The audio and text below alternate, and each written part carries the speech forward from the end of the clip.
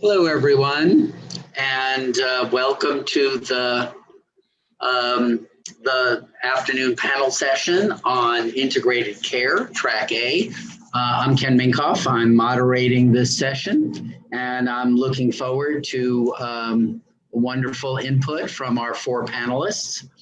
One of the things I would like to encourage everyone to do who's listening is we will have the four panelists and they will each present.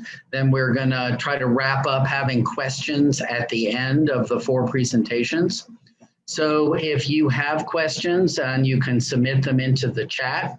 That way I, as the moderator, can gather them up and save them for the end, which would be very helpful. So I'm going to just identify who each presenter is, but they're going to tell you a little bit about who they are and what they do as part of their presentation. And we're going to get started with Dr. Frank Degree. Thank you, Ken. Let's see if I can actually make this happen.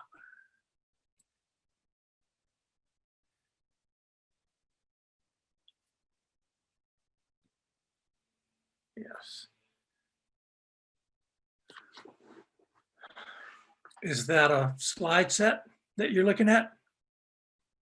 Okay. Yes, you're good. Thank you. I'm Frank Degree. I chair the Department of Family Medicine at the University of Colorado. And I've had a bee in my bonnet about integrating behavioral health into primary care for longer than most of you have been alive. So I'll get into that a little bit. As we go along, you'll begin to figure out a little bit more who I am. Let's see. I have to figure out how to actually, oh, here we go. We've been trying to integrate behavioral health into primary care for more than 40 years, at least since 1978, when Daryl Regier published a very disturbing paper in the Archives of General Psychiatry describing primary care as the de facto mental health care system in the US, the place where most mental health care was and is rendered. This was it caused a bit of an earthquake at the time, and the reactions were interesting. A number of things got tried, most of which didn't work, some of which did. But those were things such as, we've got to train the PCPs, the primary care docs, to be mental health providers since they've got all of these patients. And that helped a little bit. Why don't you refer all of those patients out of primary care to us, which has two major problems. Number one, the primary care patients wouldn't go. You're my doctor. I've just got a headache and I'm not sleeping. I don't want to go see a shrink. And number two, it would take about 6 times as many mental health professionals as there are. We then tried incorporating into primary care settings mental health treatments and mental health services, which work up to a point. But the problem there is a problem that I'm going to describe in a little bit more detail in just a moment, which has to do with the fact that singling out or parsing away problems, that individual problems from patients who have a whole set of problems often works, but it's impossible to sustain because the nature of primary care is other than that. I'll talk about that in just a minute. We then tried, as you can see under the Homo sapiens who's walking more or less upright, integrating behavioral health clinicians into the fabric of primary care. When we did that, some of the single disorder primary care based treatments worked much more effectively, lasted a little bit longer, but we still had trouble with more or less permanent uptake. And now I would say we've reached a point where we are, I think we're at the point of beginning to get serious uptake with true integrated primary care teams. in which the primary care clinicians that work embedded in primary care are understood differently than disease-specific mental health specialists. The interventions that don't work, but excuse me, I said that wrong. The interventions that work, but that don't last, are clinical interventions that peel away from the patient a diagnosis, a single diagnosis, maybe more, but a single diagnosis, and set it apart to be dealt with as a thing in its own right. These interventions are only successful when that condition dominates all the other problems that a patient has. It works okay for cancer. It works okay when someone's had an acute MI. It works okay for acute cholecystitis. But for your average 55-year-old primary care patient with 6 active problems and a life full of woes, it's very hard to stay focused on just one problem or treat one problem in isolation. In the case of unipolar depression or opioid use disorder or alcohol misuse, those elegant clinical trials, which are known to be effective in clinical trial settings, just don't map to the tangled snarl of trouble our patients have. Remember that we're here to create with the patient a coherent, comprehensive, personal care plan for their whole person care. You can't win health in the primary care setting, one disease at a time. It requires thinking comprehensively and complexly in order to solve this problem. Just because you are able to show with a clinical trial success doesn't mean that it's going to continue to map successfully in free-range primary care settings. There's a different kind of model that I want to talk about in terms of what's happening in primary care with respect to integration that is different than that one disease, one treatment model. And this harkens back very strongly to the words that we heard and the inspiration that we took and the hope that we got from Ken earlier this morning. It has to do with system thinking. You can call this PCBH, primary care behavioral health, or around here we kind of call it integrated behavioral health plus, because we add a few additional flavors to it, something like that. We can learn something about this new sort of way of thinking about integration in primary care by visiting an organization called the Collaborative Family Healthcare Association, CFHA. By now, it's a 1,500 member organization. It's multi-guild. It's been running for 25 years. It's frequented by true believers in integrated behavioral primary health care. These are high-end clinicians, educators, researchers, and policy people who are looking for any way, whatever they can, to bring behavioral health care into primary care. So I've watched for the last 15 years the patterns of adoption amongst this membership, beginning with the first and second generation collaborative care models presented so beautifully and elegantly by Wayne Caton and his colleagues with those elegant clinical trials. But the norm has slowly but dramatically shifted because implementation problems to a widespread adoption of primary care behavioral health, PCBH. It's a primary care clinic with an embedded behavioral clinician, usually a psychologist or a social worker, with or without a psychiatrist or a psych NP to cover the 5 to maybe 15% of the deep end behavioral problems that occur there. That psychologist or social worker is a full-fledged card-carrying mental health professional who knows how to do identification, treatment, interpretation of primary care, of the behavioral problems that are found in primary care. But that clinician is a primary care clinician. That clinician is embedded in the workflow and the the noise and the chaos of the primary care setting and works according to that pace of practice and according to that interruptibility and according to those principles of team-based care. Not in the quieter, more controlled, more predictable mental health care environment where mental health care is split out from primary care. So she's a primary care clinician and deals with all of that chaos. And so is the care manager, who's also embedded there. Not dedicated to depression or opioid use disorder or alcohol use alone. Not essentially protected and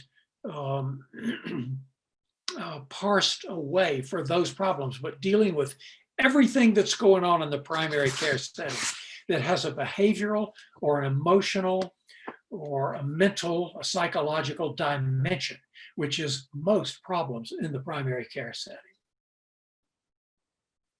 Now there's a literature about all of this, but it's a little weird still because you aren't looking at a single intervention across all sites. It's not disease specific.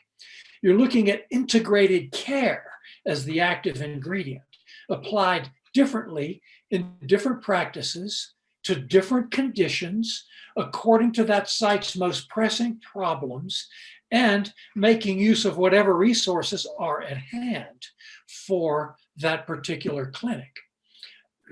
In other words, the basic idea of a controlled clinical trial just can't be stretched to fit patients and clinics' different and changing behavioral health needs.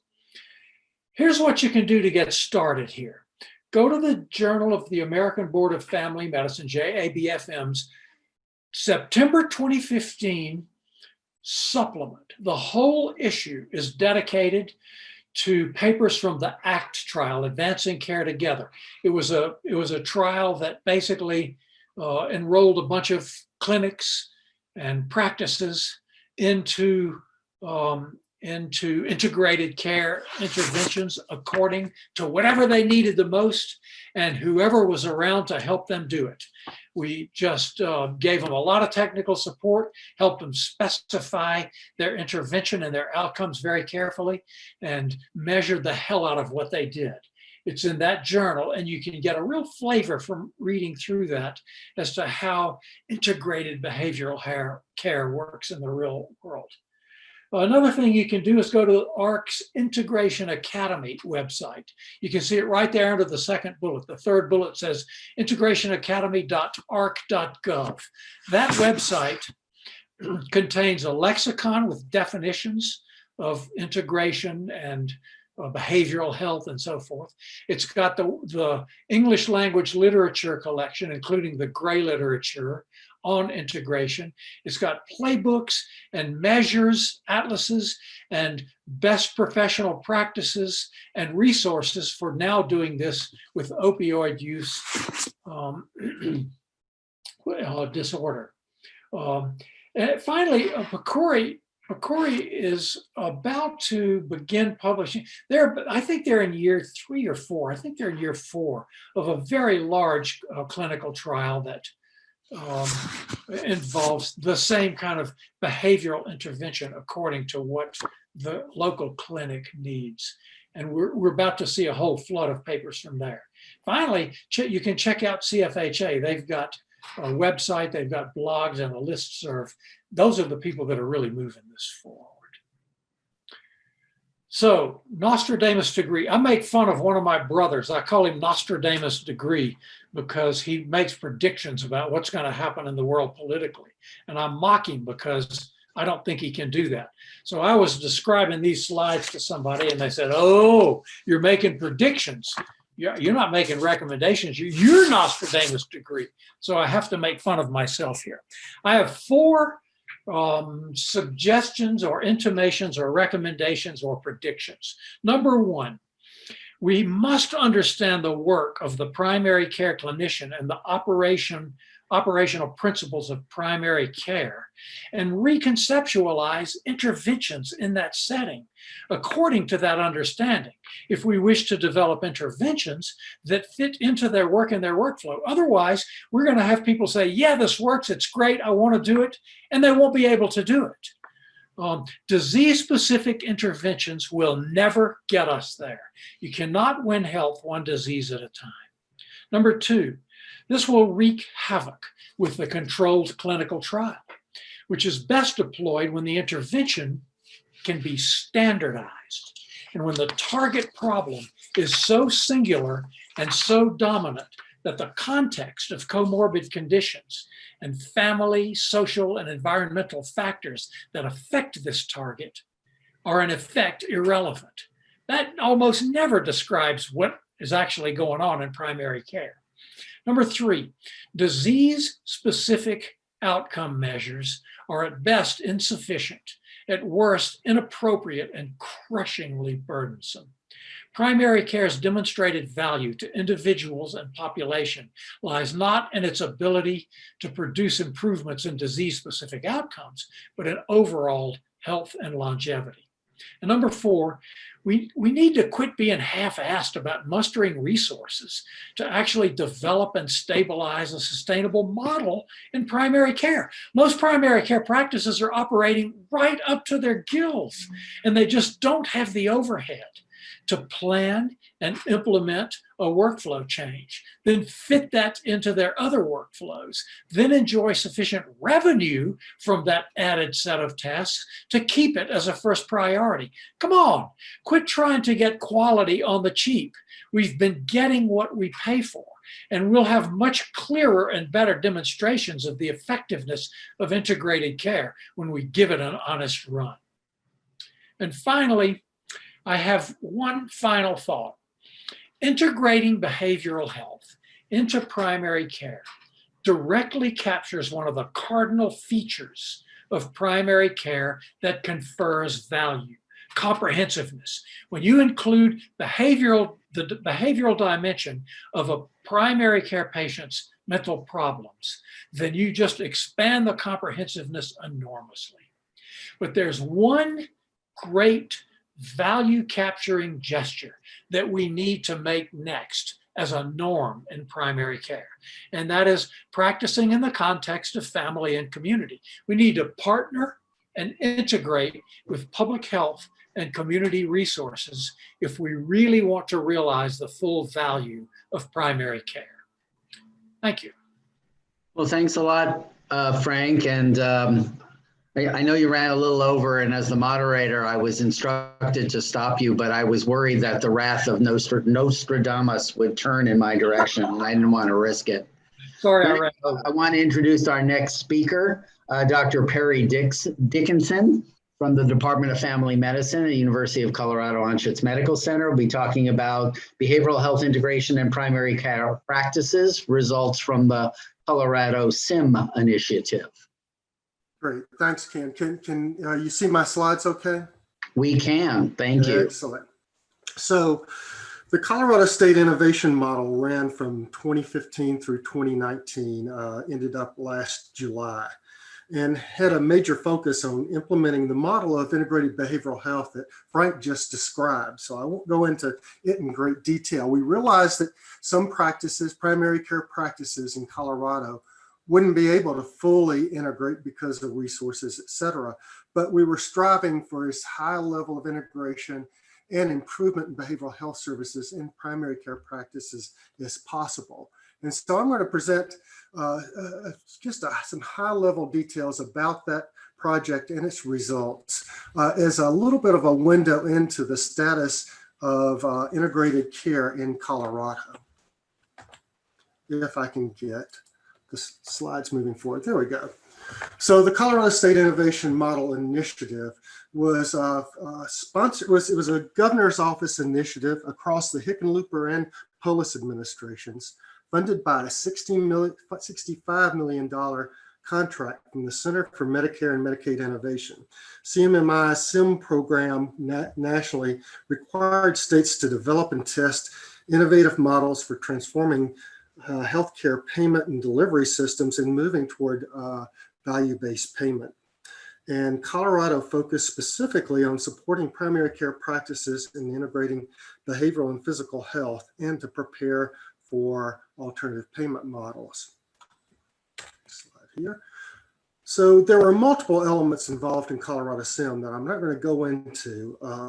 Again, this is just a snapshot view, and these included efforts to build the health information technology infrastructure across the state, some pilot primary care integration into mental health center projects, and a number of different efforts to promote population health improvement across multiple sectors, including the public health sector, community resources, mental health, and primary care health care.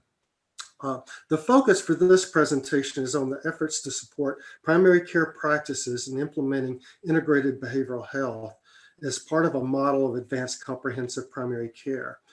Our practice innovation program received the contract to lead the practice support efforts in partnership with the multiple organizations across the state that do provide those sorts of services to practices across multiple projects that work with practices through practice facilitation and other forms of transformation support. So a lot of the funding went out to those agencies to work directly with the practice, coordinated by our team. The practice transformation support for SIM, for this particular project, we used the Bodenheimer building blocks of primary care, the 10 building blocks, which were developed as to describe the steps for practices to implement the concepts of the patient-centered medical home and other advanced primary care models. The Colorado Multi-Payer Collaborative, the Governor's Office, and our Practice Innovation Program team chose to use this framework, modified to include a stronger framework on integrated behavioral health, in order to establish milestones for the practices to accomplish during the project and beyond. Our practice support intervention included having practice facilitators provide assistance for practices in implementing the milestones with monthly in-person meetings with an improvement team from the practice. Also clinical HIT support for data reporting in particular, but also for getting data out of their systems for population management. Collaborative learning sessions, which are gatherings, biannual meetings of clinicians and staff members from the practices for collaborative learning, to learn what was working across the various practices and to share lessons learned. There were achievement-based payments to practices up to a total of $13,000 per practice that were based on implementation of the milestones. There were also some small grants that were made available for a limited number of the practices, at least, to support implementation of integrated care, to support hiring expenses, health information technology expenses, other things like that, that they needed to do to improve, to really adopt these models. And the payers chipped in with advanced payments to support integrated care.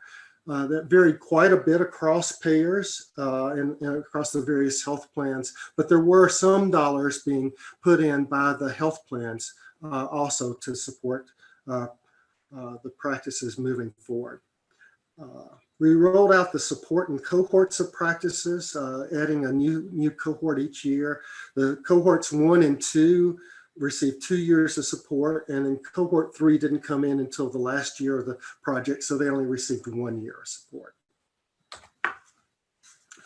I'm not going to go over this slide in detail, but just note that we had 334 practices across Colorado that participated, and 319 of those practices actually completed and supplied complete data by the end of the project. Most of the practices that withdrew did so due to the practice closing, being purchased, or merging with another practice. We had very few practices that withdrew otherwise.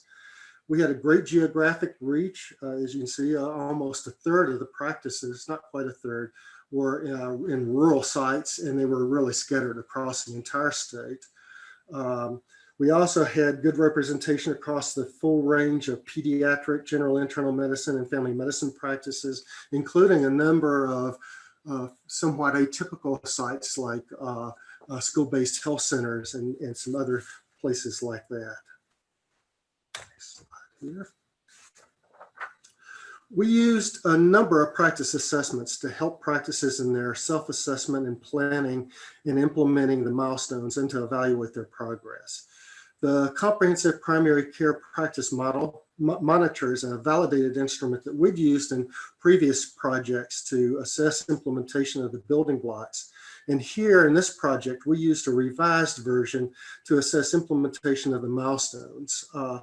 That was changed, tweaked a little bit from our original version to particularly have some of the focus on integrated behavioral health. It was completed at baseline and yearly by each practice innovation, practice improvement team, facilitated by the practice facilitator, who was meant to kind of help the practices stay honest in terms of what they really had implemented and what they hadn't. It tends to be a little inflated at baseline in our experience, and then comes back to reality as practices learn what you're really talking about going through the project. Here you can see the numbers on this table reflect the practices' self-assessments of their implementation of the milestones for each building block, with a number of points out of 100 possible. So this is all 319 practices. You'll see the baseline for each of the building blocks. You can see that there was building block 10 was actually split into alternative payment model preparation and behavioral integration. So there's actually 11 building blocks here.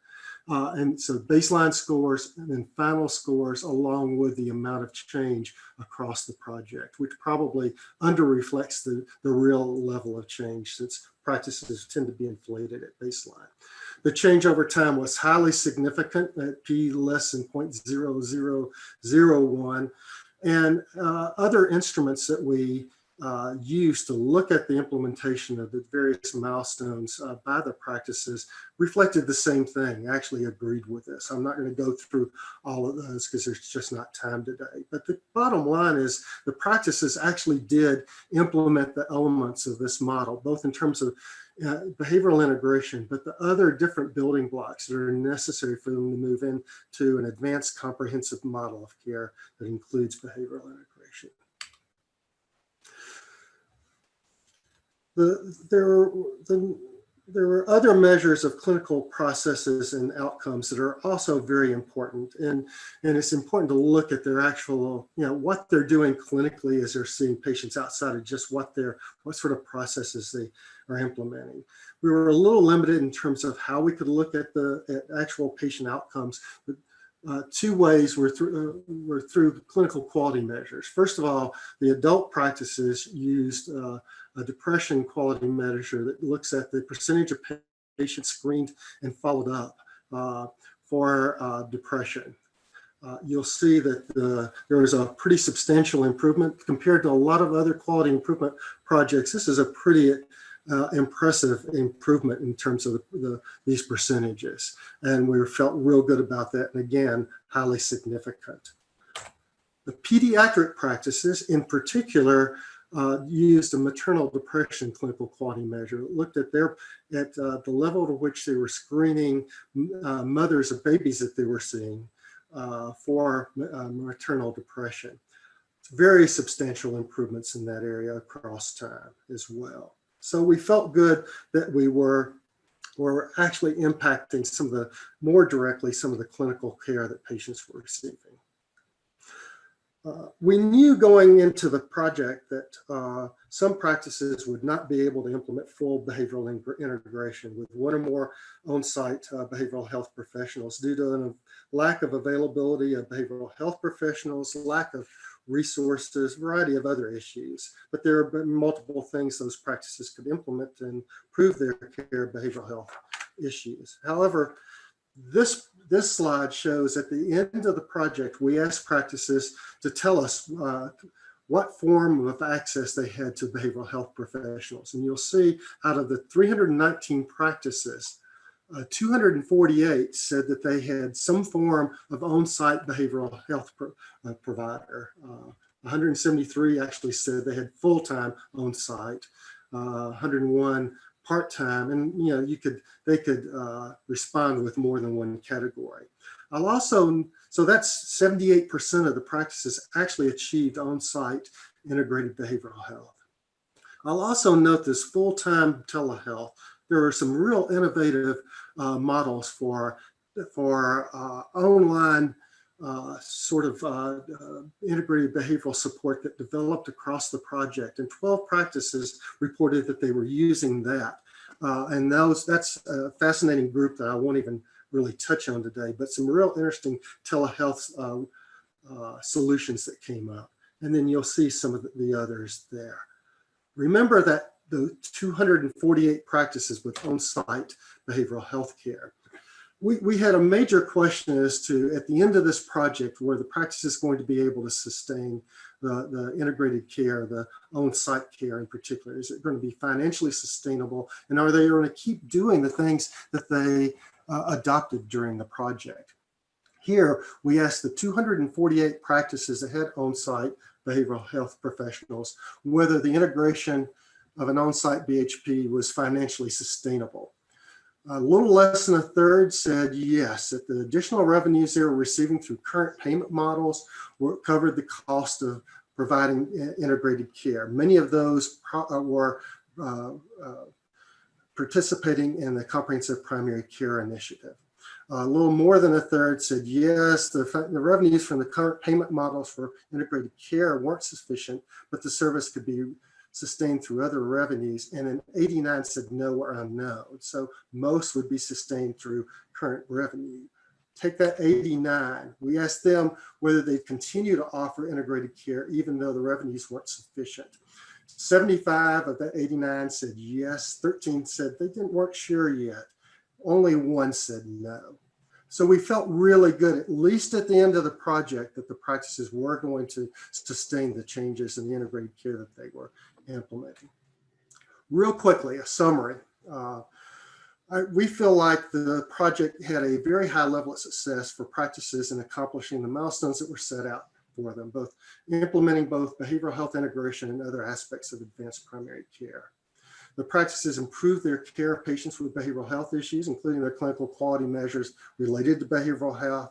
Most of the practices were able to implement some level of behavioral health integration, and most of the practices that accomplished integration plan to sustain the integration, although most also reported that the costs weren't covered by current reimbursement. With that, I will stop. Feel free to email me with questions, and then also go to our Practice Innovation Program website that has a lot of the resources that were used for SIM if you're interested in learning further. Thanks. Thanks a lot, Perry. That was great. And I want to do the handoff to our next speaker, Dr. Parinda Khatri from Cherokee Health Systems, who's going to talk about the comprehensive culture shift in Cherokee Health and where they're going next. Great, thank you. And thank you, Perry. It is so impressive what you all did at scale for an entire state. So always love to hear about what's going on in Colorado. So thank you everyone for letting someone from Tennessee just pop in and visit with you all in Colorado. I've done a lot of collaboration and work with many of you in Colorado, so I feel connected, and I'm certainly always looking over, saying, you know, what's going on there. You guys are certainly movers and shakers in terms of healthcare. So I am with Cherokee Health Systems. We are a large comprehensive healthcare organization in Tennessee. We have about, well, now I'm trying to, okay, here we go. We have 23 clinical sites. So you guys, Frank showed the mountains in Colorado. These are our Smoky Mountains. just as beautiful, I think, in a different way. We have a large system in which we integrate primary care, behavioral health, and we provide integrated services across 14 counties in Tennessee. So our sites are in urban areas. We are in Knoxville, Chattanooga, Memphis. And we are also, in fact, in many rural areas. So we are in counties that border North Carolina, Kentucky, as well as Arkansas, Mississippi, Georgia. It's interesting, from where I am here in Knoxville, it takes me 7 hours to get to our Memphis clinic. And if I go a little bit different direction, for 7 hours, I can get to Detroit, Michigan. So that's a little bit about our state. We have a saying, Cherokee Health goes where the grass is browner. There's a lot of brown grass. We, in Tennessee, we're a federally qualified health center, a licensed community mental health center, and a substance use disorder treatment facility.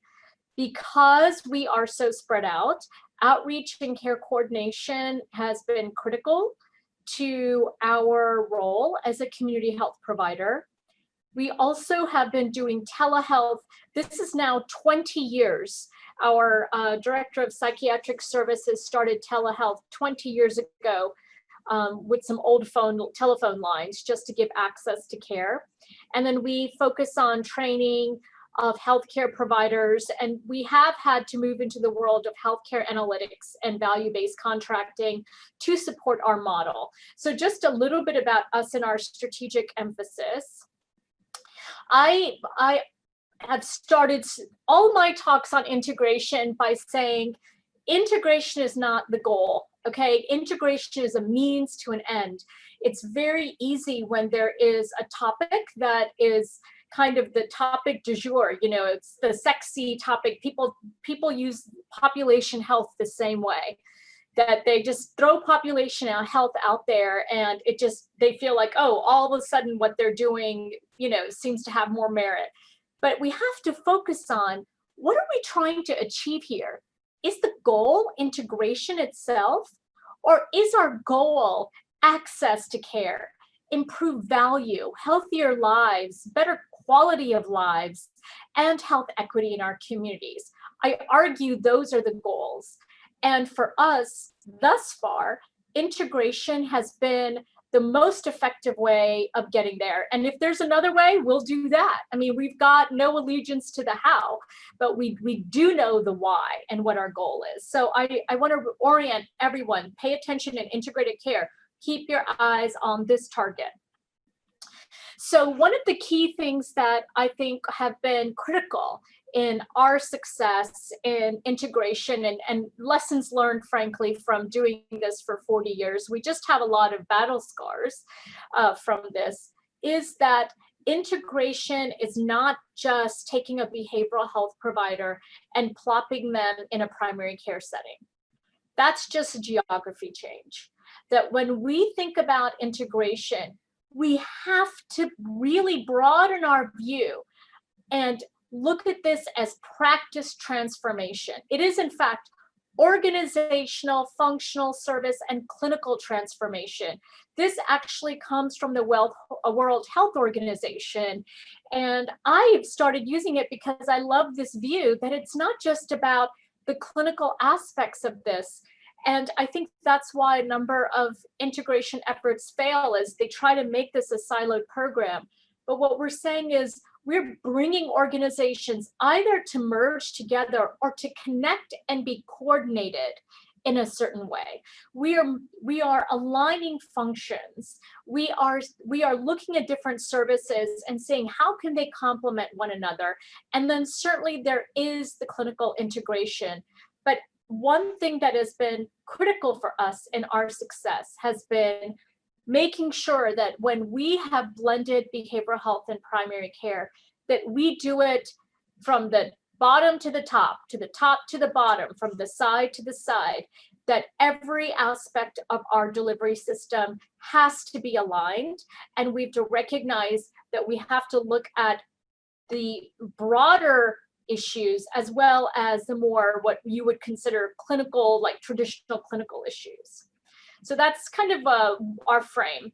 Our CEO, who really took us on this path, when he kind of looks back over 40 years, he's now 42 years CEO at CHS, he says, here are success factors, because people ask us, you know, why are you so successful at this, and how have you been able to make it work? Number one is mission. Everything starts with our mission. Number two is the model. Number three is the manpower or person power. And number four is the money. And the importance starts at the top with the mission. If we let money and the payment drive us, we would still be siloing care. We would still be siloing care, and we would be chasing all kinds of rabbits here and there. So that was a critical kind of decision that yes, we do want to make it sustainable, but following the money was not going to guide our transformation of our system. So other key elements. One is we had to get a vision of integration. What would it look like? We also had to build the right team. When people come to me and say, you know, what do I have to get right first? What do we have to do first? And you know, often people will say, I got a grant, and so I want to buy this, I want to buy that. And I say, get the right people.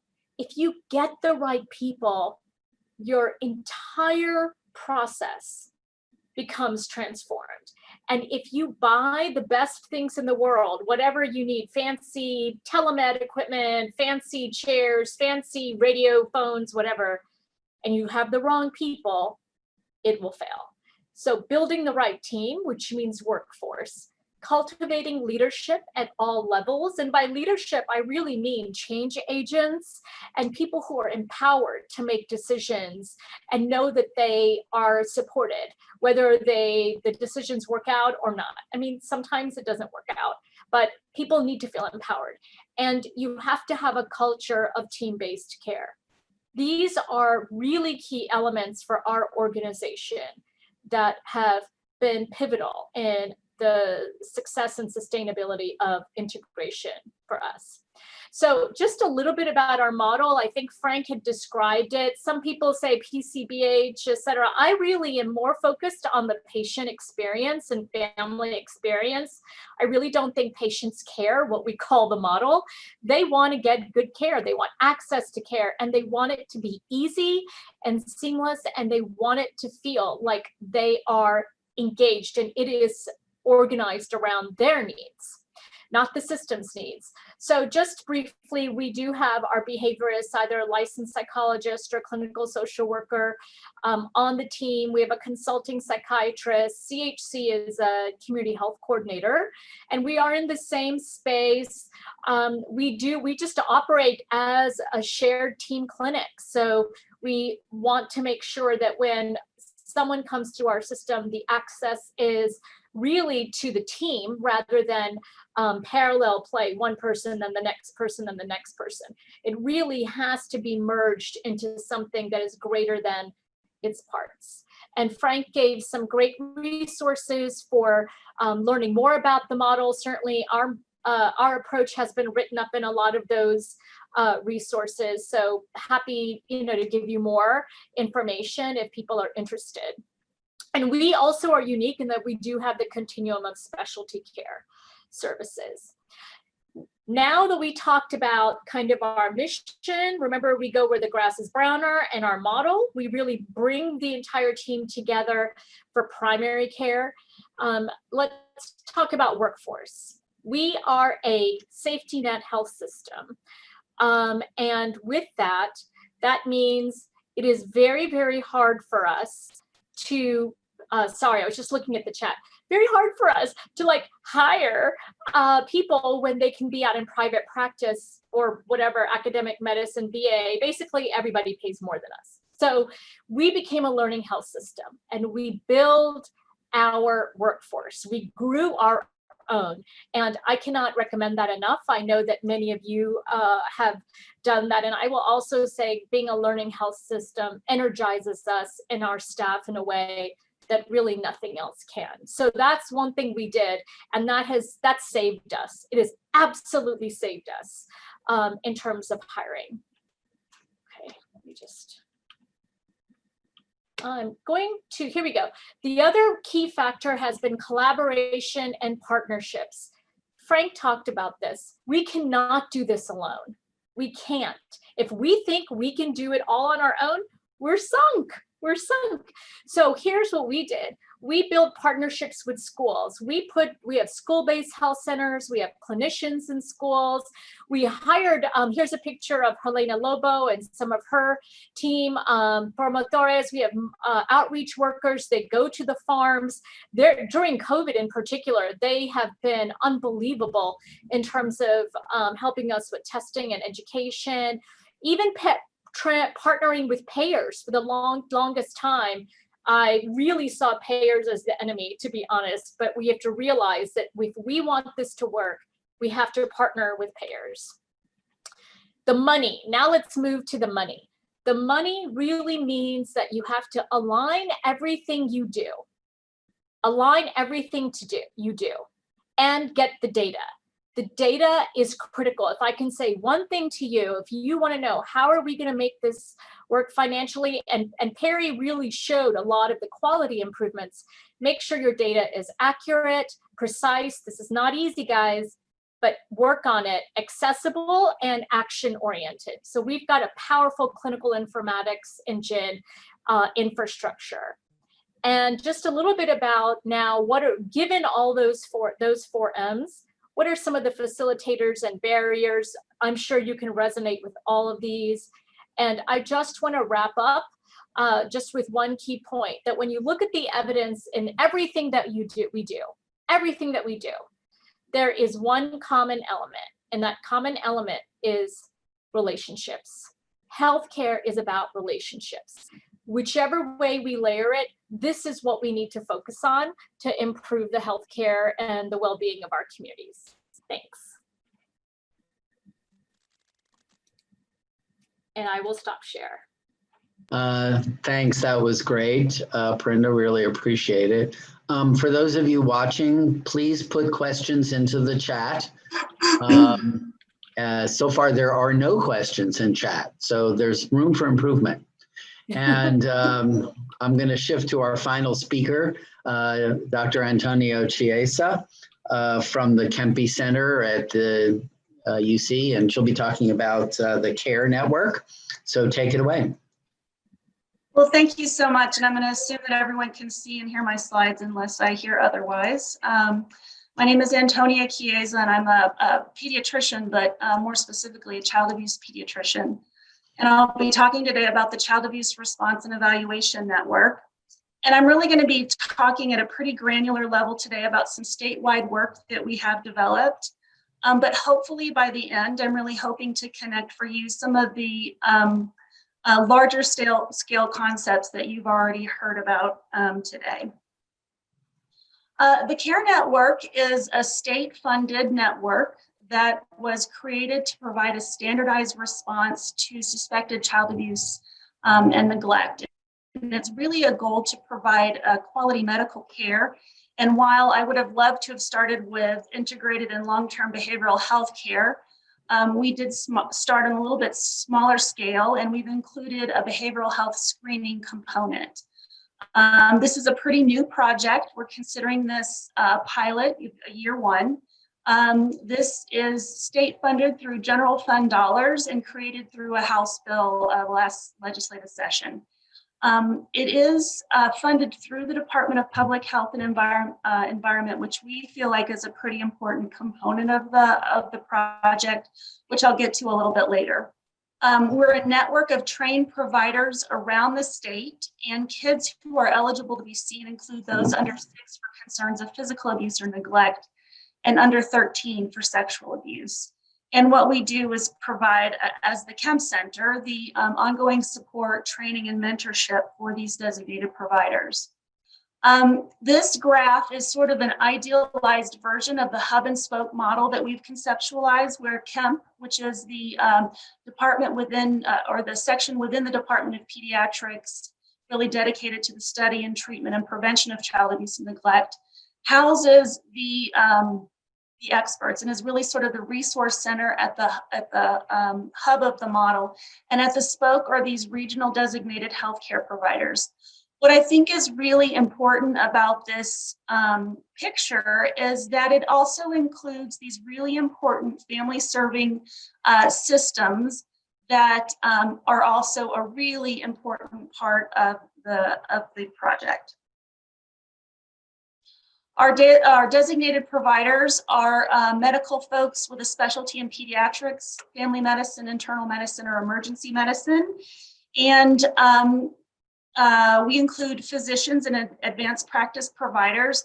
One thing that is really special about our model compared to some other states that have tackled this issue in a similar way is that we have included forensic nurse examiners who are doing a lot of this work out in areas of the state where we don't have higher level trained providers such as docs or APPs.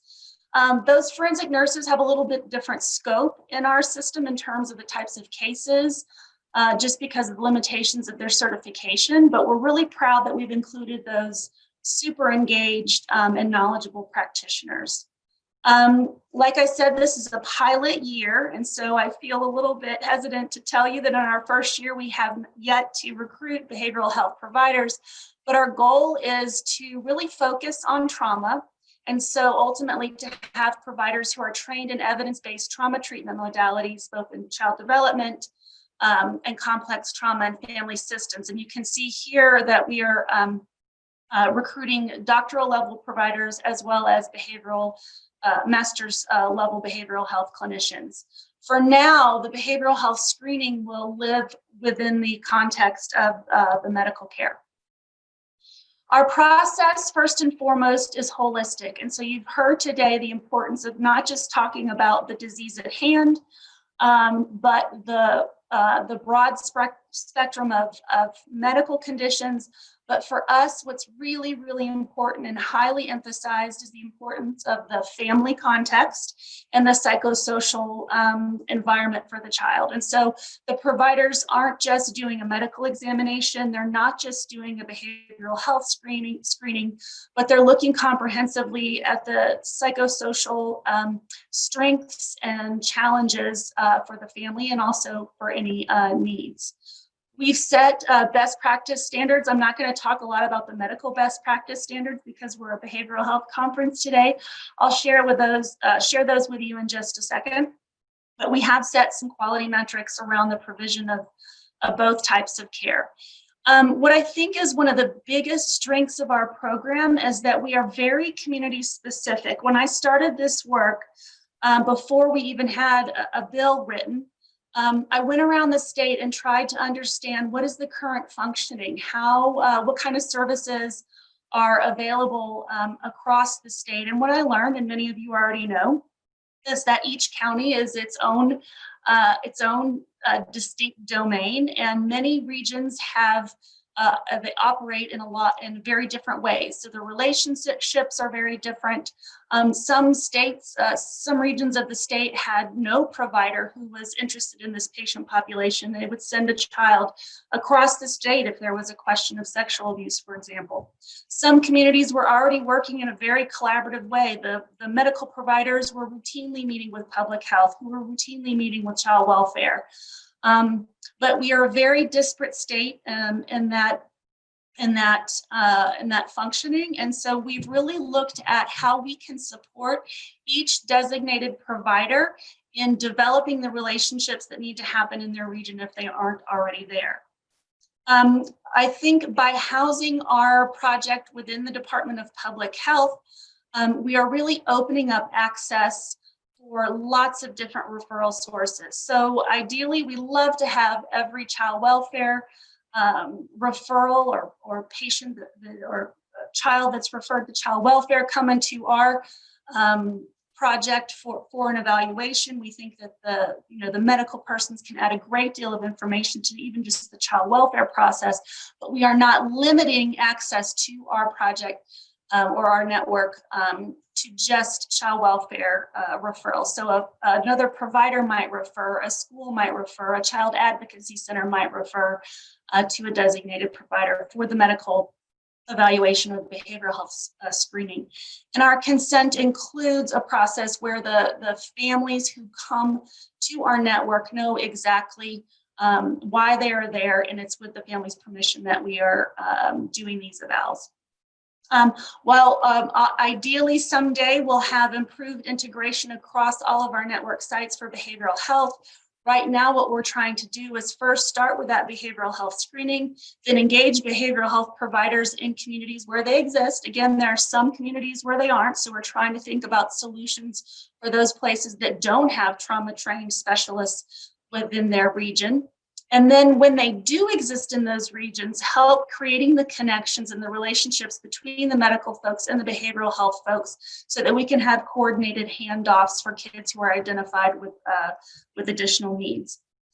You just heard about the importance of data collection in the last talk. We've paid a lot of attention to our program evaluation. I'm not going to go into a lot of detail here, but every single evaluation that occurs in our network currently comes back to us, and we are reviewing for those quality metrics and other areas where we can measure outcome, including connecting, hopefully, with our state child welfare data systems.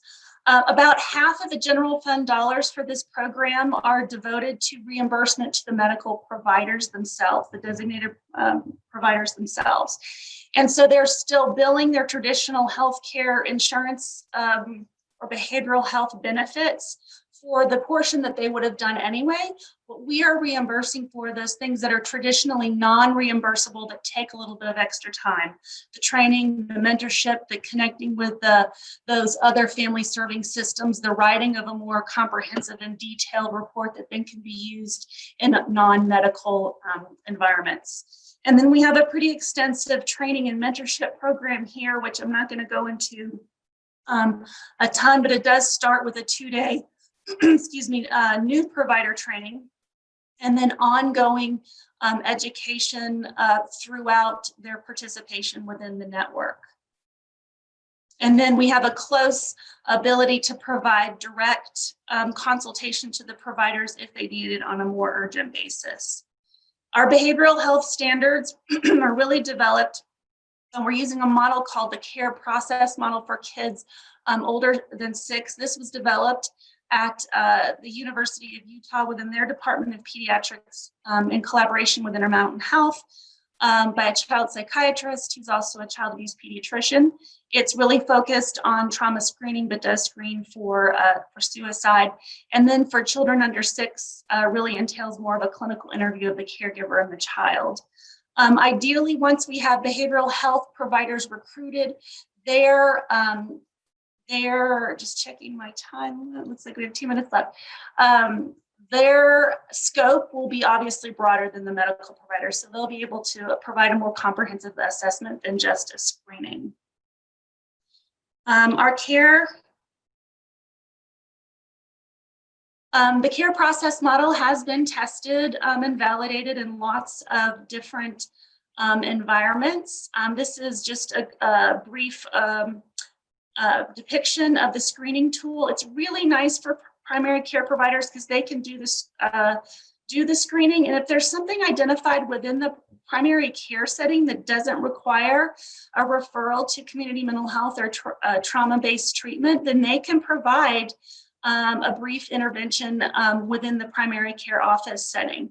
The behavioral health for younger children, trauma looks a little bit different in younger kids. You're more likely to see it in deficits of emotional regulation, attachment, or development. And so we're really focusing on getting that behavioral health history through the caregiver interview and then a really comprehensive developmental screening.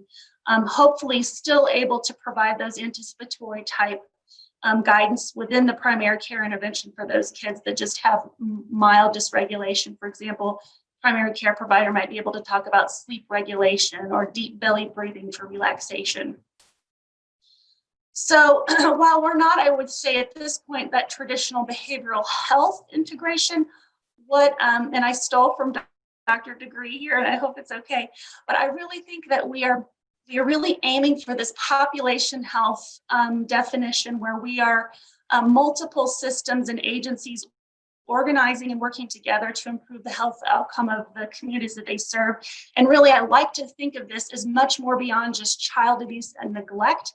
This is about creating child adversity champions in every region of the state who are able to use their quality expertise in medical care and integrate that information into the family serving systems that we've already discussed: child advocacy centers, child welfare, law enforcement. That's a huge, huge goal of ours. And so this is actually where I stole from Dr. Degree. We really believe that we are partnering with public health and community resources. This is one of our biggest goals, and I think one of our biggest strengths to practice in the context of the family and the community. Thank you very much. Well, thank you, everybody. We're in the question period, and there are no questions in the chat. And other than Perry sent me a side question, but I have some things that I've cooked up to ask you guys, because I thought they were 4 very inspiring and comprehensive presentations about different levels of approach and different populations. But there are some themes that all come together in terms of trying to take these really important concepts and interventions to scale. So one of the things, I'm going to feed off one of the comments that Dr. Patry made during her talk about Cherokee, and actually related also to what Dr. Chiesa just said when she finished, which is the idea of the difference between simply having teams where people occupy their different roles, and the idea of having a team, whether it's inside an organization, inside a practice, or inside a community, where people begin to expand their scope and capacity to do other things. So, so if you could anybody can take that and run with it, but to me, a simple way of starting is inside the integrated primary care practice. The primary care person is in the behavioral health business. The behavioral health person is in the health business. The medical assistant is helping all kinds of things. Can you run with that a little bit, and then you can take that wherever you want to go. So, Frank, are you going to take? Okay, I can take I can start, and others can chime in. So, I liken this, when I talk about this, I show a picture of mayonnaise. So I don't know if have you heard of this thing. So I show a picture of a jar of mayonnaise, and I say, I'm kind of missing that you didn't, but yeah. No, I'll show it to you. But I can actually find that slide. But what is mayonnaise? And I have to say that I have a 19-year-old who's gotten all into the food chef stuff, and he's like, Mom, you have to just make your own mayonnaise, right? So how do you make mayonnaise? It's eggs, oil, right? You've got salt, pepper, and you are taking ingredients that you're whisking together, right? Whisking together to make something that tastes good, but very different than the individual ingredients, right? So anyone who's had homemade mayonnaise will tell you it's delicious, right? So you make everything together. Now, once you have a glob or a bowl of mayonnaise, of homemade mayonnaise, how do you separate that egg? Can you take it apart? Here's the egg, here's the oil, some people have mustard, here's the salt, here's the pepper. You cannot do it. It's forever changed. Those ingredients have been changed. They've changed each other, and they've been changed. And so I contrast that with a jumbo jet. And so a jumbo jet, you look at big pictures, Lockheed Martin, whatever, and it's complicated, man. You look at the pictures and you look at the design, but every piece of that jumbo jet you can take apart and it has retained its individual integrity. It's a complicated beast that has been put together, but you take off the bolt, you take off this, whatever. I'm not an engineer. I don't even know what the pieces are. All I know is there are a lot of pieces, but you separate the pieces and they have retained, it's still a bolt, whether or not it's on a plane or not. But for an integrated team, it's like a bowl of mayonnaise, not a jumbo jet. So how is that for an explanation? Someone, please beat how weird that is. But really, Right. And you can't bring mayonnaise. I can't help but say this. You can't bring mayonnaise on a jumbo jet unless it's in a container smaller than 3 ounces. So, but yes, that's a great example. Frank, anybody else want to pick up on that and talk about it in relationship to your own universe? I can prompt you, but Frank, you look like you wanted to jump in on this. I could. Yeah, and you have experience with this, Ken. The way you talked this morning, I know you know what Perinda is talking about. When teams I do. We got it off of the ACT project in spades. It was the phenomenon of people having worked together across their respective disciplines for a modicum of time, beginning to behave somewhat more like the people that are part of their team, but differently than they did before. An element of a team that has capacities that are expanded, but that are qualitatively different. I just think the complexity as compared to complicatedness argument is a really good one, and it is what happens when you put people together in an honest to God team. Yeah, I would add that for me, part of the merger in the mayonnaise and the shift between complicated and complex is making the shift simple enough so that everybody who's mayonnaising can appreciate the thing that they're going to do and feel okay about doing it. And then it starts happening in small steps. I saw, this was over 10 years ago, there was a pilot integrated health project at a clinic in Grand Rapids, Michigan. And the team was showing off, and I was in the audience, I was consulting to the system.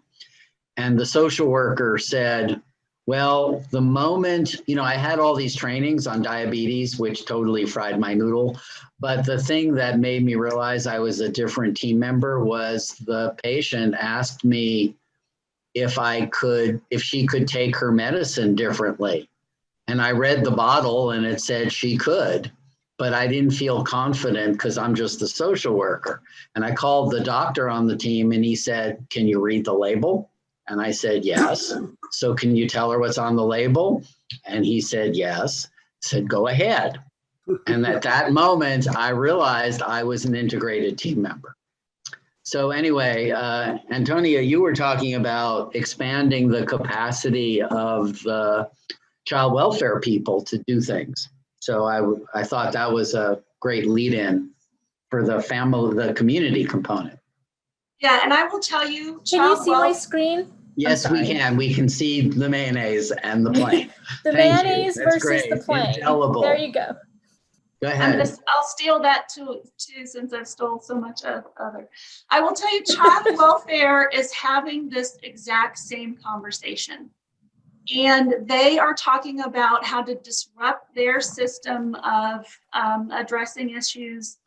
I would say taking Frank's analogy of disease specific and broadening really their frame in terms of addressing what the CEO of the mental health advocacy group talked about, all of these other psychosocial issues that don't necessarily live within the domain of child welfare, but they've been tasked and overburdened with addressing those. And so they're really looking at how to better do their work as well.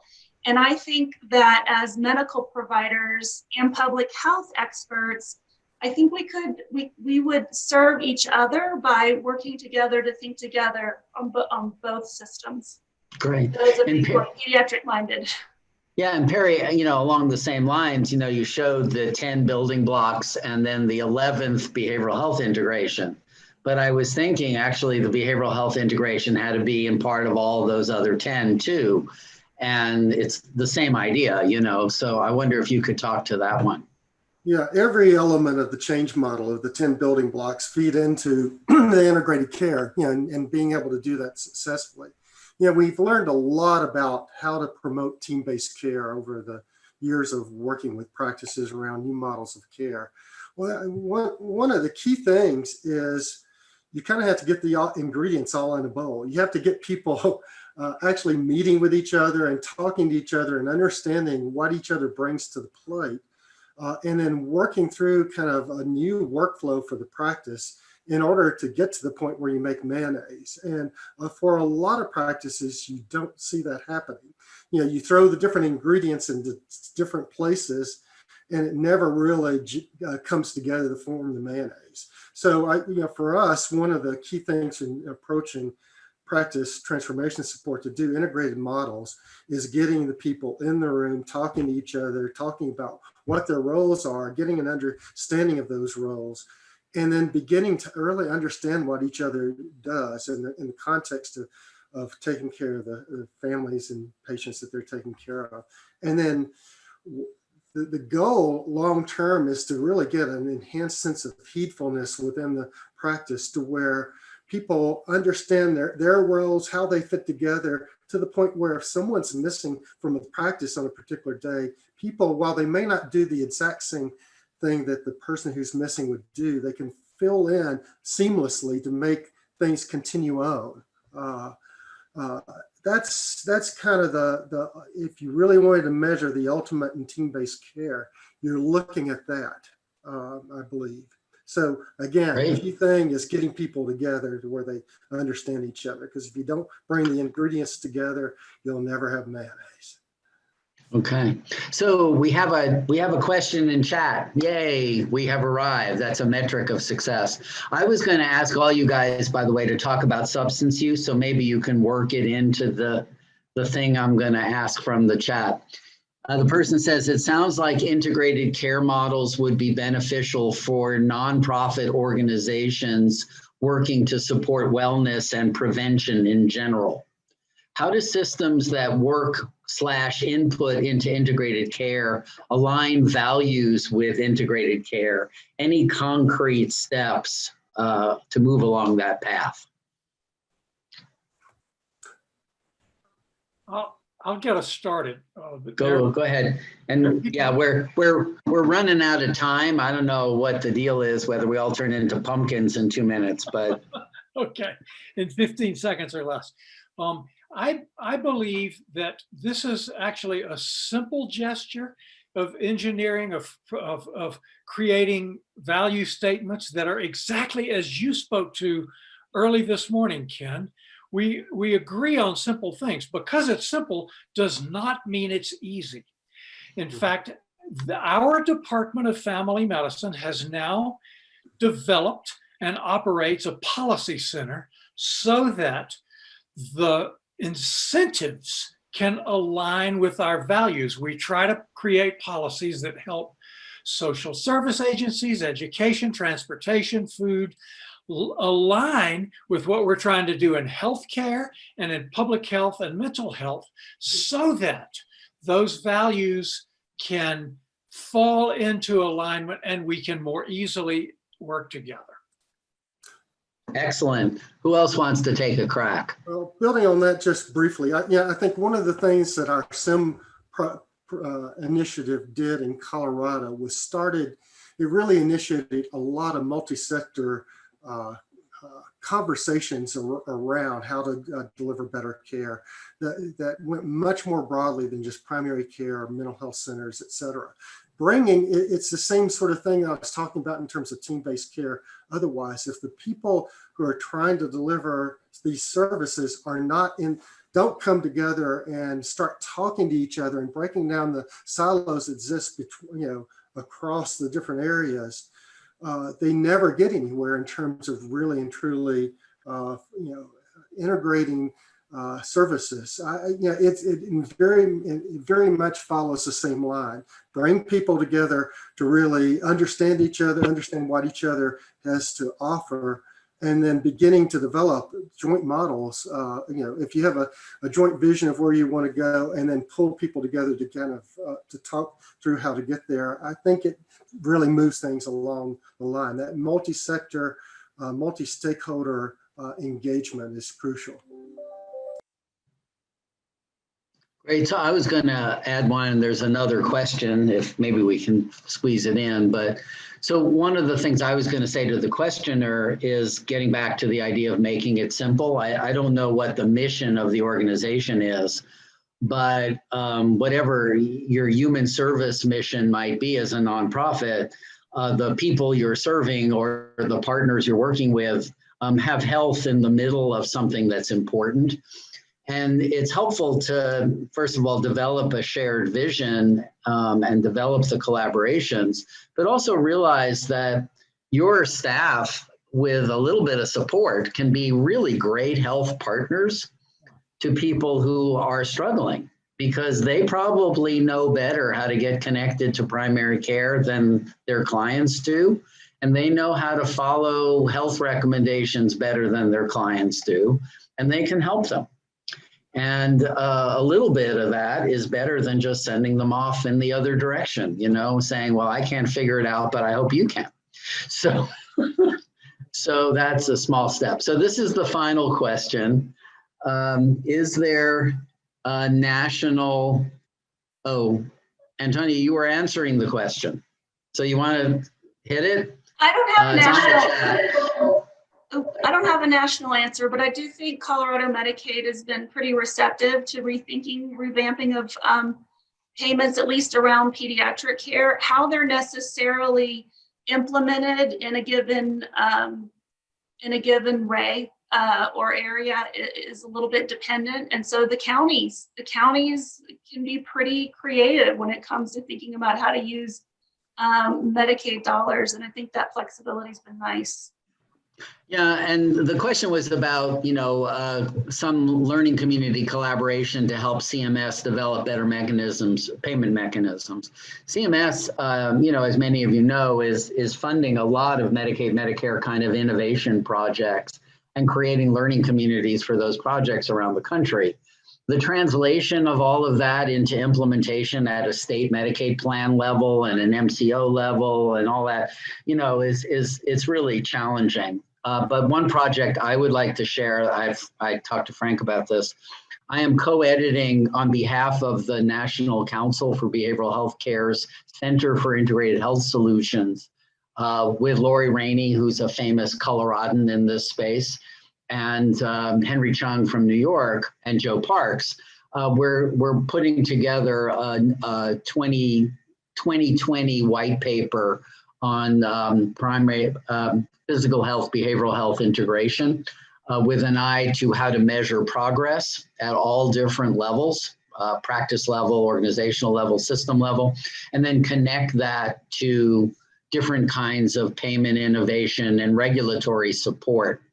So it's a pretty ambitious project. We're just getting underway, but we're pretty excited about how that could be helpful and for folks, so stay tuned. So thank you, everybody. You're a great panel, great audience, and hope continue into the rest of the day. Thank you for having me participate. Thanks, everyone. Thank you so much.